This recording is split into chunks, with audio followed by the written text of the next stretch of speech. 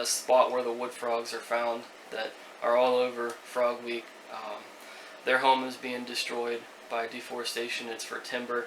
They actually have it posted now on a telephone pole, and it says about how this is used for timber. It's probably about 2.5 miles it's going to be going, and then if you keep driving down the street, another 1.5 miles on the other side of the road. So they're really picking off their home. I mean, especially being somebody as a researcher in that field, I mean, how devastating can that be to a species losing like 3 or 4 miles? It really depends on what's going on with that species to start with. Honestly, something like wood frogs or American toads here, probably not a huge impact. It's the loss of a population potentially, though.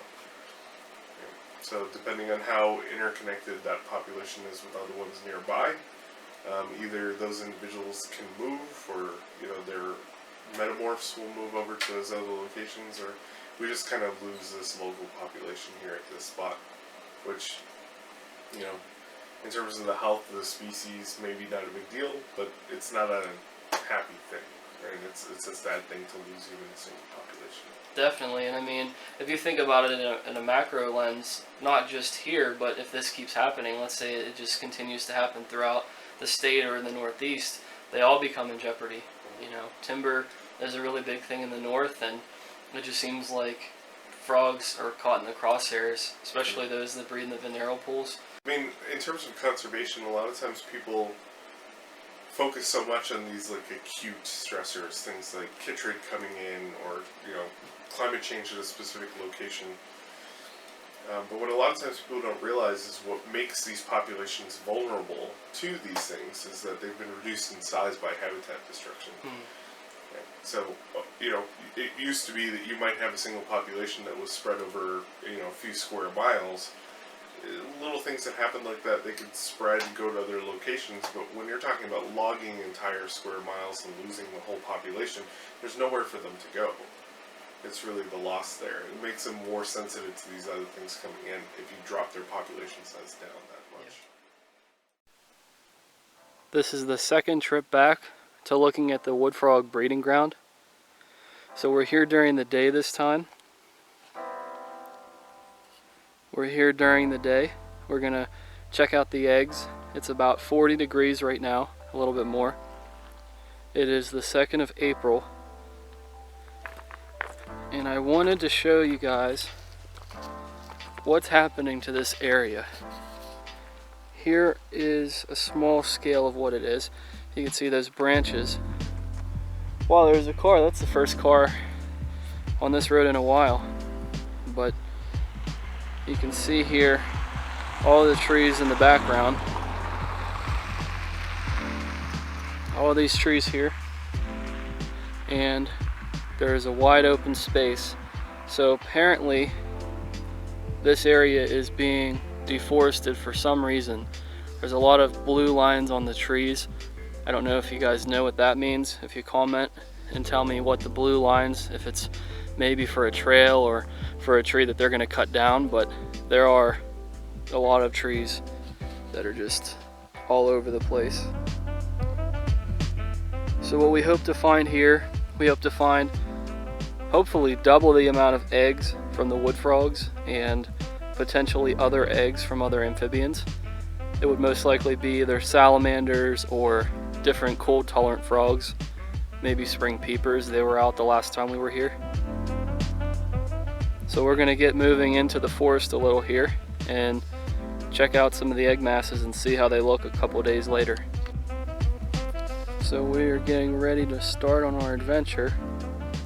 There's probably about 25 egg clutches that are up here. There's no frogs yet that are starting to call, but you can see we're standing in the middle of an area that was heavily deforested, at least right here close to the road. And this does affect the wood frog. In my area, the wood frog was pushed further into the forest because of deforestation. So hopefully, if that happens here, there are a lot of areas, little ponds and little venereal pools for the wood frog to go into. But the wood frog is a very important species, like we were just talking about off camera a little bit. ranavirus does happen, but they seem to be coping with it a lot better than what a lot of reports show. That's according to a professor at a university. So what are your thoughts on like the chytrid and the diseases that have been talked about and featured all over National Geographic and just been brought to everybody's attention? Chytrid is definitely very deadly to certain groups of frogs. Chytrid's kind of an interesting thing. If you go back and read about chytrid, as far as we can tell, chytrid has been around for a long time. Right, so there are museum specimens that are a couple hundred years old that have chytrid. But something changed, right? So there are a bunch of theories about that. Was it climate change making species more sensitive to chytrid? Was it a new strain of chytrid that was coming through? We've talked about the combination of ranavirus and chytrid together being potentially problematic. The idea here was that something changed, and that chytrid all of a sudden was much more deadly than it was in the past. Whether that's just a different species or something is implicitly changed in how the species deal with chytrid. So we are expecting that these wood frogs most likely do have it in some cases. There are probably reports of ranavirus around here. So even though they have the ranavirus, does not make them dangerous for people, and it also doesn't make them dangerous to be in contact with other species, because the other species probably carry it as well. That's why it's not necessarily killing off only certain frogs, because they all at some point come in contact with one another. Green frogs and bullfrogs hunting and eating wood frogs and the others. And then you have wood frogs, northern leopard frogs, pickerel frogs, all breeding in the same area, along with gray tree frogs. So nobody's actually safe with the ranavirus, but it seems to be something that the northern species are tolerating more. So we will cut it here, and then we will start going deeper into the woods. There's a ton of trees that have just been wiped out, and you can see, I don't know what that blue means for this area that's on the trees. There we go, I can get actually a good shot of it. So they're marked on the trees. Yeah, it's almost like those are the trees are keeping. Right here we're looking at a bunch of algae, which is kind of unique right now to see it. And there are actually wood frog eggs that are in here with the algae. You can see there. Now, one thing in particular about algae is it takes a lot of oxygen out of the water, so it's going to be interesting to see if these wood frog tadpoles will actually hatch and they'll become frogs. A lot of cases, water heavily containing algae really can devastate populations of fish. It can devastate populations of even water bugs. If it's too dense, it gets to the point where it can suffocate the animals. So this will be an interesting thing to observe as well. But it also shows, this is a slightly larger pool right here, and it looks like only wood frogs right now have taken it. So it shows that they're not very picky with the Venero pool. This is a larger one, and we've also seen puddles. So it's very interesting to see just how unspecific they are, but at the same time, weather conditions and various other things make them specific. So kind of a unique irony, basically. So here we get a chance to see what happened to the eggs a little bit after we left. It got much colder, and the 1st of March it actually snowed pretty heavy. So this is what the eggs look like now. They're clumped together, and they actually look either frozen or also dirty. The egg masses look dirty, and they're more clumped together, and that's because of the cold weather. It actually had the jelly get a little bit more compact.